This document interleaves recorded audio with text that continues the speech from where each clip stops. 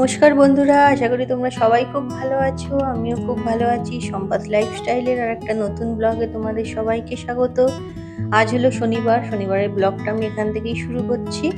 তো দেখো, আজকে যা যা রান্না করবো আগের দিনই কেটে রেখেছি ফ্রিজে, সেগুলো বের করব। আগে প্রেশার কুকারে ডিমটা সেদ্ধ করতে দিয়ে দিলাম, আর এদিকে দেখো চালটা ধুয়ে নিচ্ছি। ভাতটা আগে বসিয়ে নিই, তারপর তোমাদের দেখাবো কি কি রান্না আজকে করব আমি।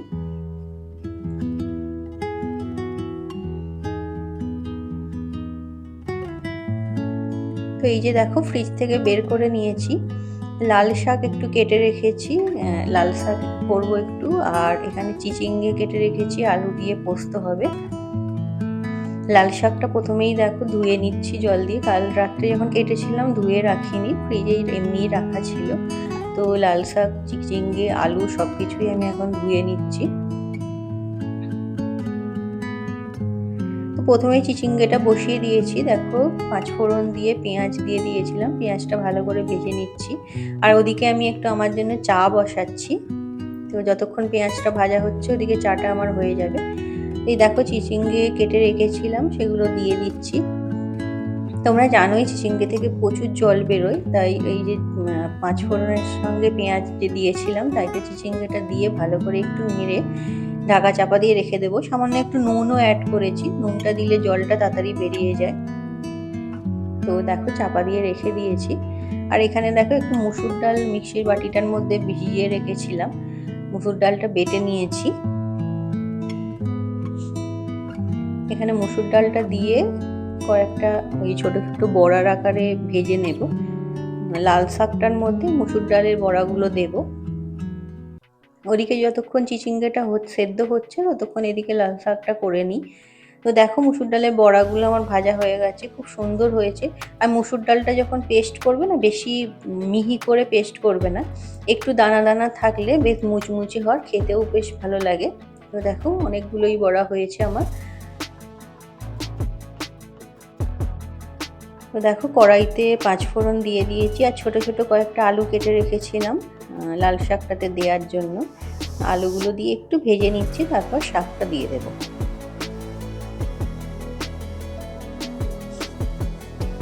এই দেখো, লাল শাকগুলো দিয়ে দিলাম। এই লাল শাকের তরকারিটা আমার মায়ের কাছ থেকেই শেখা।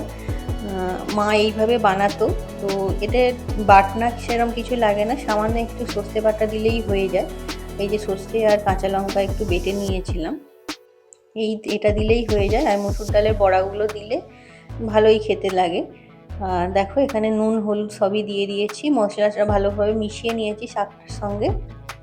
তারপরে একটু নেড়ে দিয়ে সামান্য পরিমাণে একটু জল দেবো, কারণ শাক থেকে জল বেরোবেই। সামান্য জল দিয়ে এটা চাপা দিয়ে রেখে দেবো, সেদ্ধ হয়ে যাবে। খুবই সহজ একটা তরকারি, কিন্তু খেতে খুব সুন্দর হয়। দেখো, মুসুর ডালের বড়াগুলোও দিয়ে দিয়েছি। কয়েকটা বড়া না আমি আলাদা রেখে দিয়েছি, কারণ এগুলো এমনি খেতে খুব সুন্দর লাগে, বেশ মুচমুচে হয়, তো খেতে ভালো লাগে গরম ভাতের সঙ্গে। তো কয়েকটা রেখে দিয়েছি, আর কয়েকটা শাকের মধ্যে দিলাম। এদিকে দেখো, ততক্ষণ চিচিঙ্গেটা আমার অনেকটা জল বেরিয়ে গেছে, দেখো কতটা জল বেরিয়েছে। তো চিচিঙ্গে তরকারিতে আমি এক্সট্রা জল খুব একটা অ্যাড করব না, ওই জলটাতেই চিচিঙ্গেগুলো সেদ্ধ হয়ে যাবে। তো এখানে দেখো, আলুগুলোও দিয়ে দিলাম। পোস্তটা আমি বেটে নিয়েছি। এই চিচিঙ্গেটা আলুটা ভালোভাবে একটু ভেজে নিয়ে তারপর এই যে পোস্ত বাটাটা দিয়ে দিচ্ছি। আমাদের বাড়িতে পোস্তটা একটু বেশি রান্না হয়, প্রায় প্রতিদিনই কিছু না কিছু একটা আইটেম থাকে পোস্ত দিয়ে। যে আমাদের বাড়িতে আসলে কি বলতো, সবাই পোস্তটা খেতে একটু ভালোবাসে। মাছের খুব একটা ভ্যারাইটি আমাদের বাড়িতে তুমি দেখবে না, কিন্তু পোস্তটা খাওয়া হয় বেশি আমাদের বাড়িতে। তো দেখো, কয়েকটা বোতল পড়েছিল, কয়েকটা বলবো না, বেশ অনেকগুলোই পড়েছিল, কারণ কাল সন্ধেবেলা না জলটা অনেক তাড়াতাড়ি চলে গেছে।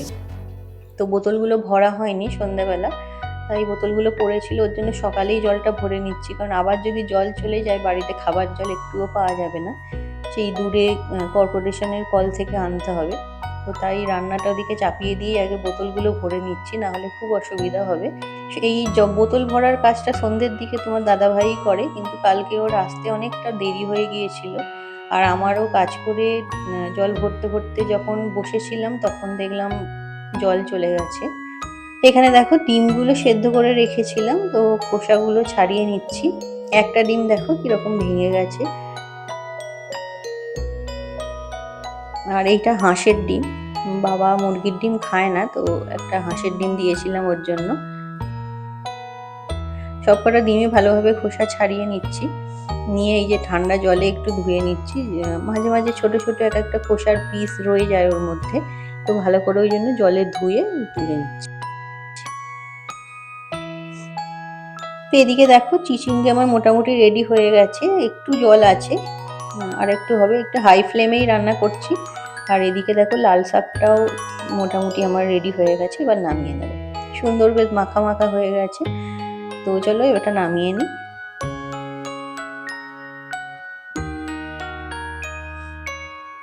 তো এবার ডিমটা কষা করব। তো এই যে দেখো ডিমটা প্রথমে তেলের মধ্যে একটু হলুদ গুঁড়ো দিয়ে ভেজে নিচ্ছি ডিমটাকে। একটু হলুদ গুঁড়ো দিলে ডিমটার কালারটা খুব সুন্দর হয়। দেখো এই যে ভাজা হয়ে গেছে প্রায়, কালারটা দেখো কত সুন্দর হয়ে গেছে।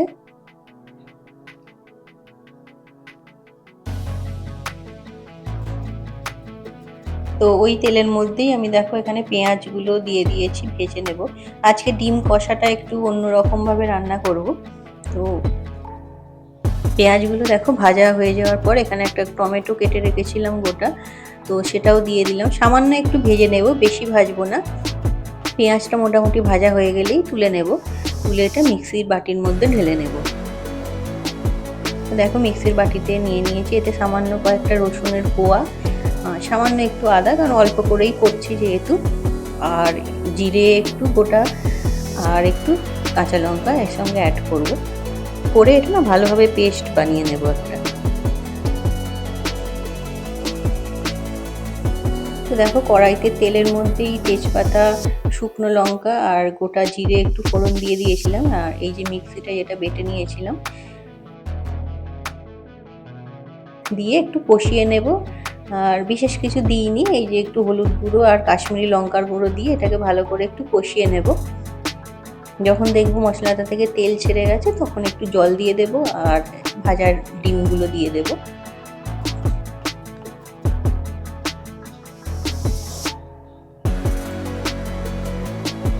আজকে ছেলে মেয়ে কারোরই যেহেতু স্কুল নেই, তো সকালে খুব একটা তাড়াহুড়ো ছিল না, কিন্তু আজকে দাদা আসার কথা আছে, তাই রান্নাটা তাড়াতাড়ি কমপ্লিট করে নিচ্ছি। আর ও কিছু কাজ করবে এসে, তো সেগুলোতে একটু আমাকে থাকতে হবে। তো দেখো তেল শেষ হয়ে গিয়েছিল। এমনিতে আমার উপরে বোতলে ক্যাবিনেটের মধ্যে তেল রাখা থাকে, কিন্তু যেটা নিচে রাখা থাকে তাতে দেখলাম তেল শেষ হয়ে গেছে, তো ঢেলে নিচ্ছি। এই নিচের কন্টেনারটার মধ্যে সর্ষের তেল আর রাইস ব্র্যান্ড অয়েল দুটো মিশিয়ে রেখে দিই আমি, দুটো মিশিয়েই রান্না করি। আর মাছ করলে তখন শুধু সর্ষের তেলের করি। এটা অনেকক্ষণ পর দাদা এসেছিল, ও কাজ করেও চলেও গেছে, আর বাবা বাজারে গিয়েছিল, কিছু সবজি আর মাছ এনেছে অনেকটা।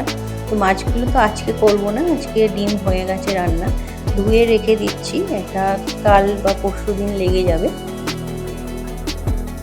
তো আজকে মাছগুলো এনেছিল খুব ভালো, জানো তো, একদম টাটকা মাছ। রাত্রের দিকে যখন মাছ আনে টাটকা মাছটা খুব একটা পাওয়া যায় না, সকালের দিকে বাজারে গেলে টাটকা মাছ পাওয়া যায়। তো আজকে সকালে যেহেতু সময় পেয়েছিল তাই গিয়ে এনে দিয়েছে। তো এই টিফিন বক্সটার মধ্যেই আমি মাছ রেখে দিই, ধুয়ে ফ্রিজের মধ্যে ঢুকিয়ে দিয়েছি। কয়েকটা বাসন পড়েছিল, সেগুলো মাজা হয়নি এখনো, তো সেগুলো মেজে নিচ্ছিলাম। আজকে রান্না তো হয়ে গেছে, তবে এখনো পর্যন্ত রান্নাঘর পরিষ্কার করে উঠতে পারিনি। তো এই বাসনগুলো মেজে নেব, মেজে নিয়ে তারপর রান্নাঘরটা পরিষ্কার করে নেব। বাবি অনেকক্ষণ আগে ঘুম থেকে উঠে গেছে, ওকেও খাওয়াতে হবে, অনেকটাই বেলা হয়ে গেল। তো দেখো আজকে বাড়িতে দুটো জিনিস লাগানো হয়েছে। এই যে এখানে একটা দেখো কি হোল্ডার লাগানো হয়েছে, অনেক দিন ধরেই ইচ্ছা ছিল এটা, তো আজকে ফাইনালি হয়েছে এটা লাগানো। আর এখানে তোমাদের দেখিয়েছিলাম এই ড্রয়ারটার উপর ল্যান্ড ফোনটা রাখা হবে, তো আজকে ল্যান্ডলাইনটা এদিক দিয়ে করে নেওয়া হয়েছে। আর দাদা কয়েকটা জিনিস এনেছে, এই যে একটা পেঁপে গাছ এনেছে, আর এখানে কাঁঠাল এনেছে অনেকগুলো। এতগুলো কাঁঠাল আমাদের পক্ষে খাওয়া সম্ভব নয়, তো দেখো এই হলো আমার দুপুরের আজকে লাঞ্চ। আমি এখানে সাজিয়ে নিয়েছি, তোমাদের আগেই দেখিয়েছিলাম কী কী করেছি, তাও একবার শেয়ার করি। এখানে লাল শাক আর এই যে চিচিঙ্গেটা করেছি, এখানে একটু মুগ ডাল করেছি, আর এখানে ডিম কষা করেছি। তো এটাই আমার আজকের লাঞ্চ। তো আজকের ব্লগটা আমার এইটুকুই, আশা করি তোমাদের ভালো লেগেছে। যদি ভালো লেগে থাকে অবশ্যই একটা লাইক করে দিও আর চ্যানেলটা সাবস্ক্রাইব করে দিয়ে পাশে থেকো। টাটা।